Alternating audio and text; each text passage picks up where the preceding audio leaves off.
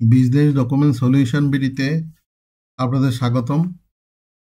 আমরা অনলাইনে একটা রিটার্ন সাবমিট করব।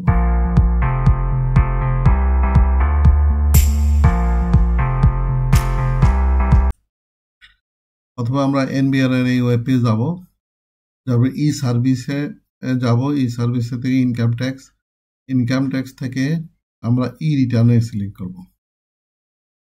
ইউজার আইডি পাসওয়ার্ড দেওয়ার পরে আমাদের এমন একটা ড্যাশবোর্ড আসবে। আমাদের করদাতা একজন চাকরিজীবী, এই জন্য ইনকাম ফ্রম এমপ্লয়মেন্ট এখানে আমরা ক্লিক করব। আর তার একটা ব্যাংক অ্যাকাউন্ট আছে, ওই ব্যাংক অ্যাকাউন্ট থেকে তার কিছু প্রফিট পেয়েছে, এই জন্য ইনকাম ফ্রম ফিনান্সিয়াল অ্যাসেট এই জায়গাটা আমরা ক্লিক করব। ক্লিক করার পরে এখানে আমরা সেলফে ক্লিক করব। করার পর আমরা সেভ অ্যান্ড কন্টিনিউতে চলে যাব। সেভ অ্যান্ড কন্টিনিউতে যাওয়ার পর আমাদের এরকম একটা ড্যাশবোর্ড আসবে। এই ড্যাশবোর্ডে আমাদের যে গ্রস ওয়েলথ কি 50 লাখ টাকার উপরে, আমরা বললাম ইয়েস। আমাদের কি একটা গাড়ি আছে? নো। আমাদের কি কোনো প্রপার্টি আছে? নাই, নিজের কোনো প্রপার্টি। অথবা আমাদের কি ঢাকা সিটি কর্পোরেশনের কোনো বাড়ি আছে? না, আমাদের কোনো বাড়ি নাই। তারপর আমরা সেভ অ্যান্ড কন্টিনিউতে যাব। সেভ অ্যান্ড কন্টিনিউতে যাওয়ার পর এইরকম একটা ড্যাশবোর্ড আসবে। আমাদের এমপ্লয়মেন্ট টাইপটা আমরা এখানে সিলেক্ট করব।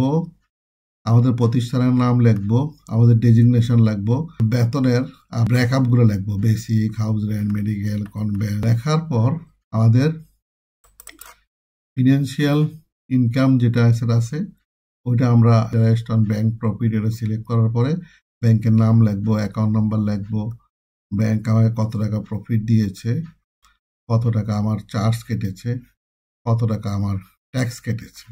করার পর আমাকে এখানে 380 টাকা নেট প্রফিট ব্যাংক প্রদান করলো। তারপর আমরা চলে যাব রিবেটে।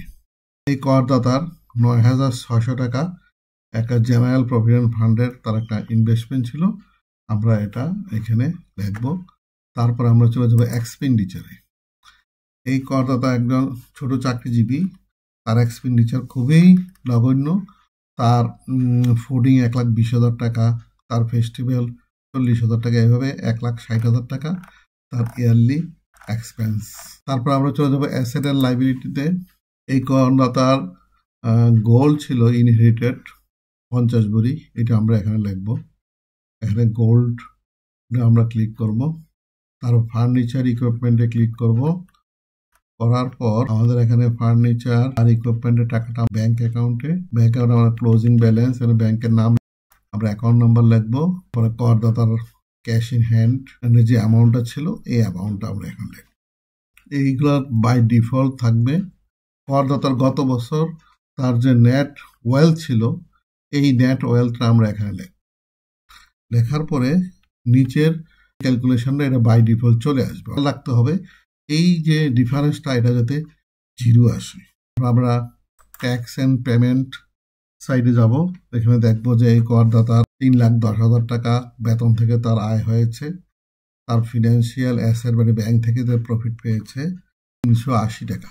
এভাবে 3,10,000 টাকা তার ইনকাম, 3,10,859 টাকা তার ইনকাম। আর তার এক্সাম্পটেড ইনকাম ছিল 1,55,239 টাকা। অর্থাৎ তার কোনো ট্যাক্স আসবে না। এই ক্যালকুলেশনগুলো এখানে বাই ডিফল্ট চলে আসবে। তার ব্যাংক থেকে যে 50 টাকা কেটেছিল ট্যাক্স বাবদ ওইটা বাই ডিফল্ট চলে আসবে। এখানে আমাদের বিল 0 মানে তার কোনো ট্যাক্স আসে নাই, এটা শো করবে। তারপর আমরা ট্যাক্সে এই ক্যালকুলেশনটা করলাম, আমাদের ট্যাক্সের রিটার্নের ভিউটা কিরকম আসবে এটা আমরা এখন দেখব। রিটার্নের ভিউটা আমাদের এখানে চলে আসলো। এই করদাতার এই ভিউটা আমরা এখানে তার ট্যাক্স কত আসলো, তার ইনকাম কত আসলো, এখানে তার অ্যাসেট অবস্থা কি ছিল, লাইবিলিটির অবস্থা কি ছিল আমরা এখানে দেখতে পারবো। আমাদের তার সোর্স অফ ইনকাম কত ছিল এখানে সব শো করবে। শো করার পর এখানে অ্যাসেট আউটসাইড বাংলাদেশ এটা 0 শো করবে। 0 শো করার পর আমরা তার ব্যাংক অ্যাকাউন্ট নাম্বার এখানে টিডিএস কেটেছিল 50 টাকা, ওটা শো করলো। এখন আমরা দেখলাম যে আমরা রিটার্ন পুরো সাবমিট করেছি। আমরা সাবমিট রিটার্নে ক্লিক করব। আমাদের রিটার্ন সাবমিট করা হয়ে গেছে। এরকম আমাদের একটা ড্যাশবোর্ডে শো করবে যে আমাদের রিটার্নটা সাকসেসফুলি সাবমিট হয়েছে। আমরা এখানে ক্লিক করে অ্যাকনলেজমেন্ট পেপার নিতে পারবো। এই ট্যাক্সের একটা প্রাপ্তি স্বীকারপত্র আমাদের এখানে চলে আসলো। আমরা এটা পিন করে আমরা আমাদের কাছে রেখে দিব যে আমরা এবছরের 24-25-এর আমরা ট্যাক্সের রিটার্ন জমা দিয়েছি। আল্লাহ হাফেজ, আজ এখানে শেষ।